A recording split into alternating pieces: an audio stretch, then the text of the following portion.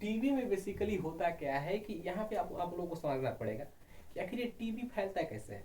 जैसे हम आप लोगों को शुरुआत में ही बताए थे, जब ये वीडियो शुरू हो रही थी तभी हम आप लोगों को बताए थे कि जब भी किसी व्यक्ति अगर आपके सामने खोंक रहा है, उसको खांसी आ रही है, तो उसको आप लोग ना अलर्ट कीजिए कि भैया खांसी यानी कि खांसी खोखने से पहले अपने हाथ को या तो अपने नाक के ऐसे पास लेकर के जाओ, ऐसे तब खोखो, ऐसे आँख ऐसे करके वहाँ पे खोखना है। नहीं तो खोखते समय अपने ना पास एक रुमाल रखा करो, या फिर खोखते समय अपने बाजू को ऐसे करके तब खोखा करो, क्योंकि फेफड़े में किसके क्या है आप तो देखने जा नहीं रहे हैं। अब समझिए हमको टीबी है, हम ऐसे हमको खांसी आ गई, खोख दिए, हम सामने कोई व्यक्ति है और हमारे फेफड़े में क्या है किसी को पता ही नहीं है। हो सकता है कि हमारा फेफड़ा ही खराब हो। अब जब हमारा फेफड़ा खराब है, फेफड़े में कुछ बैक्टीरिया हैं, तो जब खोखेंगे हम ना तो ये फेफड़े के बैक्टीरिया बाहर निकलेंगे, ऐसे हमारे मुंह के रास्ते यानी कि निकलेंगे बाहर, श्वसन नलिका के बाहर से निकलेंगे बाहर, ऐसे निकलेगा। जब निकलेगा बाहर तो ये हवा में ऐसे फैल जाएगा। अब जब कोई सांस लेगा तो यह बैक्टीरिया उसके नाक के माध्यम से अब उसके फेफड़े में जाएगी, या टीबी उसको भी हो सकता है। ठीक है, इसीलिए जब भी कोई आपके सामने खोख रहा है यानी कि उसको खांसी आ रही है, तो उसको आप लोग अलर्ट कीजिए कि खोखने से पहले आप अपने मुंह के पास में ऐसे अपने बाजू को करो, नहीं तो अपने पास एक रुमाल रखा करो, नहीं तो अपना मुंह हमारे फेस के सामने नहीं, बगल में ऐसे करके ऐसे करके तब ऐसे खोखो ऐसे। क्योंकि भैया किसके शरीर में कितना रोग है, कौन कितना स्वस्थ है, वो तो आप देखने जा नहीं रहे हैं। इसीलिए उससे बचने का केवल एक ही उपाय है कि आप बहुत लंबे समय तक इससे सर्वाइव कर सकते हैं, यानी कि इससे बच सकते हैं। नहीं तो फिर होना रहेगा तो फिर किसी को भी हो जाएगा, लेकिन अपनी भी कुछ सावधानियां वहां पे आप लोगों को बरतनी होगी।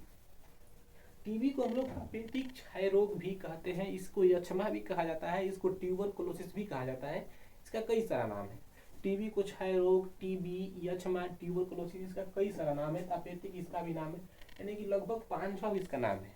यह बेसिकली फेफड़े को प्रभावित करता है टीबी। ठीक है, अब टीबी जो फैलता है वो माइक्रोबैक्टीरियम ट्यूबरकुलोसिस एक जीवाणु का नाम है, उसी जीवाणु से यह फैलता है। यानी कि अगर आप सीधे शब्दों में कहें तो टीबी जो होता है वो माइक्रोबैक्टीरियम ट्यूबरकुलोसिस, देखिए इसका नाम भी ट्यूबरकुलोसिस है, और ट्यूबरकुलोसिस बैक्टीरिया से भी टीबी फैलता है, इस बात को आप लोग याद रखिए। ठीक है, तो टीबी फैलने का जो मुख्य जो मेन कारण है वह जीवाणु है। कौन सा जीवाणु?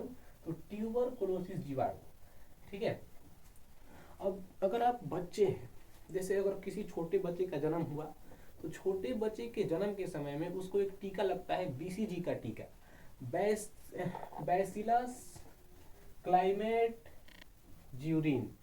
ये टीका लगता है उसको बचपन में, बैसिलस क्लाइमेट ज्यूरिन ऐसे करके उसको कुछ टीका लगता है।